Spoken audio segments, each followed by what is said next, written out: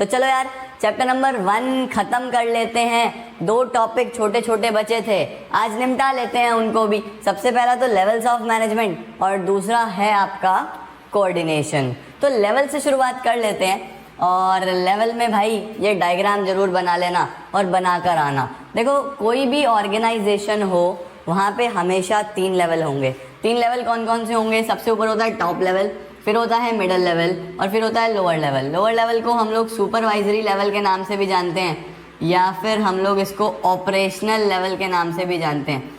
तो इसके 3 नाम हो सकते हैं, मेनली टॉप, मिडल और लोअर ही बोला जाता है, सुना जाता है। तो ध्यान रखना है लेवल कितने होंगे?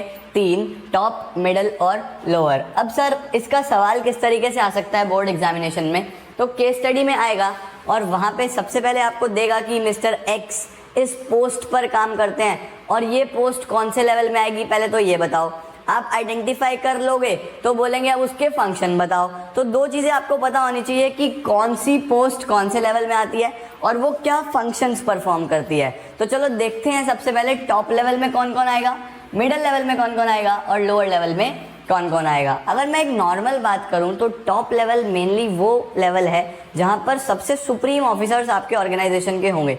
ऑफिसर्स का मतलब कोई सरकारी ऑफिसर की बात नहीं हो रही है, मतलब कि वो लोग जो सबसे सुप्रीम लेवल पे बैठे हुए हैं, जो सबसे ऊपर लेवल पे बैठे हुए हैं, जो सारा थॉट प्रोसेस चलाएंगे, जिनकी थिंकिंग की वजह से आपका ऑर्गेनाइजेशन चलेगा, वो सब टॉप लेवल में आ जाता है। कौन कौन आएगा?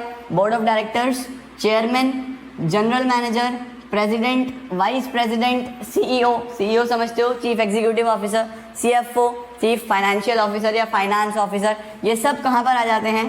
टॉप लेवल में आ जाते हैं। अब सर मिडल कौन है? इसके जस्ट नीचे किसी भी ऑर्गेनाइजेशन में सबसे सुप्रीम लेवल पे बैठे हुए लोग। फिर डिपार्टमेंट्स बने होते हैं कि production department, sale department, marketing department, finance department. तो उन सभी डिपार्टमेंट्स के जो बॉस हैं, उन सभी डिपार्टमेंट के जो हेड मैनेजर्स हैं, वो सब किस में आ जाते हैं? मिडल लेवल में। यानी परचेज मैनेजर, सेल्स मैनेजर, जितने भी डिपार्टमेंटल मैनेजर्स हैं सब यहाँ आ जाएंगे। डिविजनल हेड्स हैं सब मिडल लेवल पर आ जाएंगे। अब सर लोअर लेवल पे कौन लोग आएंगे? लोअर लेवल पे वो लोग आएंगे जो वर्कर्स से काम करवाएंगे, वर्कर्स को देखेंगे कि वर्कर्स ठीक से काम कर रहे हैं या नहीं कर रहे हैं। यानी कि वर्कर्स को सुपरवाइज करने वाले, वर्कर्स का ध्यान रखने वाले सभी लोग कहाँ पर आ जाएंगे? सुपरवाइजरी लेवल पे, जैसे कि सुपरवाइजर, फॉरमैन, क्लर्क, सुपरिटेंडेंट। तो ये सभी चीज़ें यार ध्यान से पढ़ लेना और याद रखना कि कौन से लेवल पे कौन आता है। अब क्या क्या फंक्शन है? सबसे पहले टॉप लेवल के क्या करना?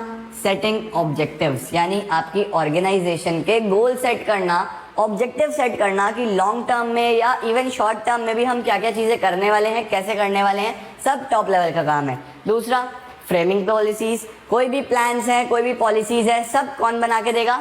टॉप लेवल बना के देगा। तीसरा असेंबलिंग ऑफ रिसोर्सेज, अब वो गोल को अचीव करने के लिए जो भी रिसोर्सेज लगेंगे वो सब एकत्रित करना, इकट्ठा करना, असेंबल करना भी किसका काम है?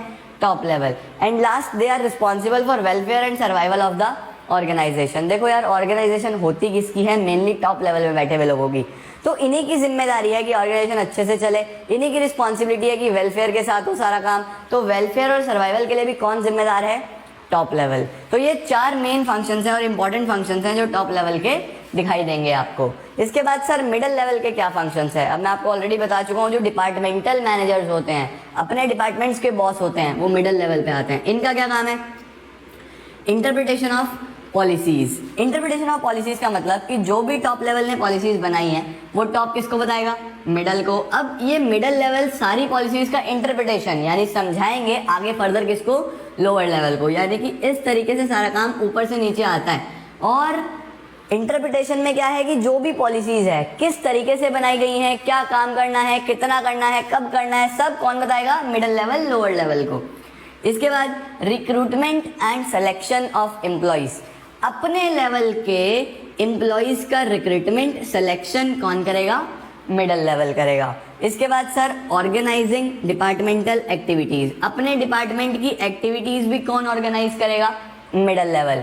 और उसके बाद last cooperation with other departments, दूसरे डिपार्टमेंट्स के साथ कॉपरेट करना भी कौन लेके चलता है? मिडल लेवल, क्योंकि एक ऑर्गेनाइजेशन में बहुत सारे डिपार्टमेंट्स हैं, सभी का एक गोल होता है ऑर्गेनाइजेशन की तरक्की होना, क्योंकि अगर आपका ऑर्गेनाइजेशनल गोल अचीव होगा तो ही आपकी भी तरक्की होगी। तो ऑर्गेनाइजेशन को आगे बढ़ाना, कोऑपरेट करके चलना कौन करवा के चलता है? Middle level. सर लास्ट में क्या आ जाता है? Lower level. लोअर लेवल के क्या फंक्शंस हैं? सबसे पहले representing the problems of the workers.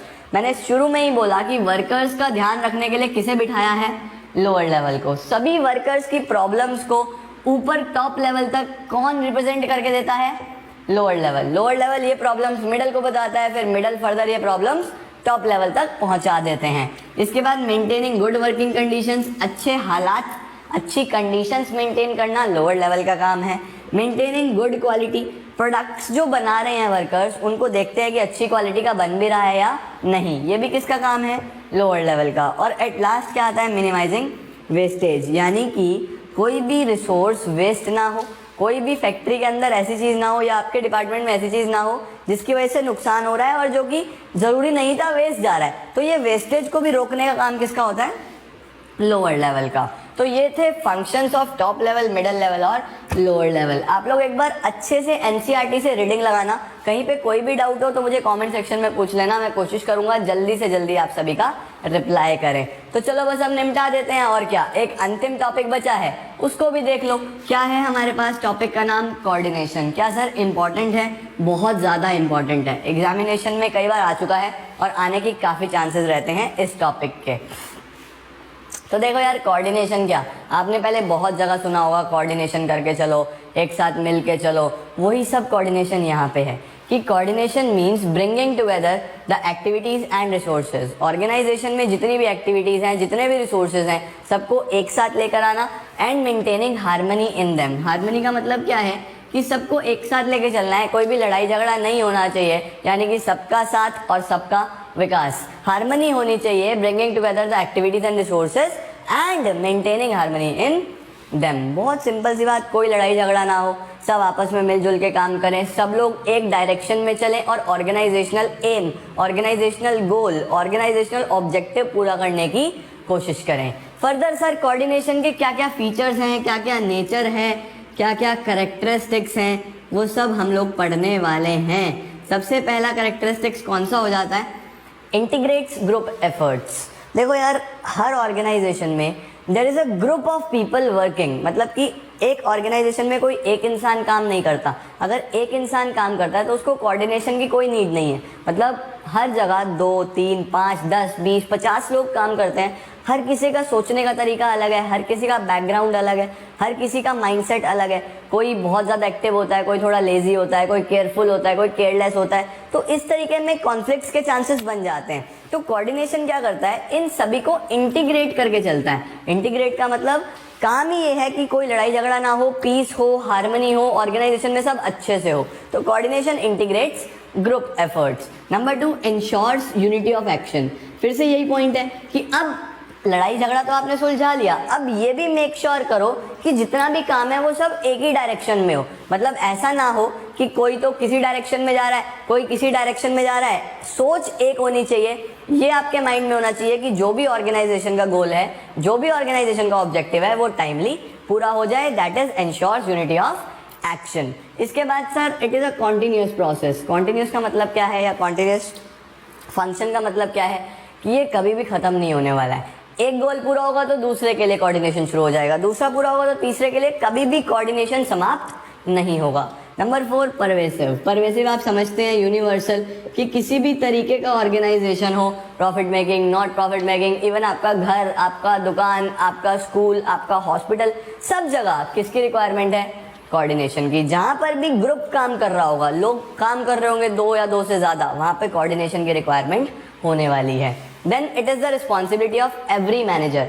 Every manager से क्या मतलब है कि सिर्फ टॉप लेवल, बिल्कुल नहीं।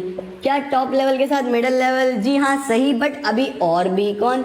लोअर लेवल भी। यानी कि तीनों ही लेवल के मैनेजर को कोऑर्डिनेशन बना के चलना पड़ेगा। अगर सिर्फ टॉप लेवल बना के चले, मिडल और लोअर ना बनाए, तब भी गोल अचीव नहीं होगा। सिर्फ मिडल बनाए, टॉप और लोअर ना बनाए, तब भी कुछ नहीं होगा। यानी कि हर मैनेजर की जिम्मेदारी है कि वो कोऑर्डिनेशन मेंटेन करके चले। लास्ट पॉइंट आ जाता है, it is a deliberate function. Deliberate का मतलब क्या होता है कि कोऑर्डिनेशन तो हर किसी को करना ही होता है अपनी इच्छा से। आप सब लोग कोऑर्डिनेशन करोगे तो आपको भी अच्छा लगेगा, सब कुछ मेंटल पीस के साथ, एक माइंडसेट अच्छा के साथ होगा, एक पॉजिटिविटी बनी रहेगी आपके ऑर्गेनाइजेशन में। अगर लड़ाई झगड़ा चल रहा होगा, वहाँ पे कोई किसी की बात नहीं कर रहा है एक दूसरे से, कोई कुछ सुन नहीं रहा किसी की, तो वहाँ पे माइंडसेट ही डिस्टर्ब हो जाता है, पॉजिटिविटी खत्म हो जाती है। तो ऐसा नहीं होना चाहिए। कोऑर्डिनेशन डेलिबरेटली करने की कोशिश करता है मैनेजर, वो चाहता है कि सब लोग मिलके काम करें और अच्छे से अपना गोल अचीव करें। तो ये होते हैं हमारे पास फीचर्स या कैरेक्टरिस्टिक्स या nature of coordination. I hope guys आपको क्लियर हो गए हैं। बहुत इजी टॉपिक्स हैं ये, बस समझने की बात है। आप एनसीईआरटी रीड करना, समझा मैंने दिया, यही सब आपको वहाँ लिखा हुआ मिलेगा, आराम से क्लियर हो जाएगा।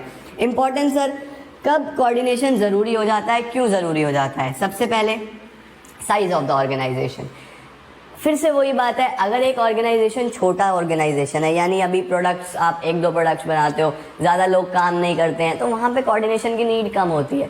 जैसे जैसे नंबर ऑफ पीपल बढ़ते हैं, नंबर ऑफ प्रोडक्ट्स बढ़ते हैं, नंबर ऑफ डिपार्टमेंट्स बढ़ते हैं, आपका ऑर्गेनाइजेशन बड़ा होता है, आपके ब्रांचेस बढ़ते हैं, तो काम करने वाले बहुत सारे लोग हो जाएंगे। फिर से उनके अलग अलग माइंडसेट, अलग अलग थॉट प्रोसेस, चीज़ों को किस तरीके से लेना है, सब डिफर करेगा। तो उस जगह पे कोऑर्डिनेशन की रिक्वायरमेंट बढ़ती चली जाएगी कि अगर लोग कम हैं तो वहाँ कोऑर्डिनेशन की नीड भी कम है, क्योंकि लोग सोचेंगे अपने तरीके से। बट अगर लोग ज़्यादा हैं, पीपल ज़्यादा हैं, एम्प्लॉय ज़्यादा हैं, तो उनको कोऑर्डिनेशन की नीड भी उतनी ही ज़्यादा हो जाएगी। तो जैसे जैसे साइज बढ़ेगा वैसे वैसे कोऑर्डिनेशन की इंपॉर्टेंस भी बढ़ जाएगी। Next is functional differentiation.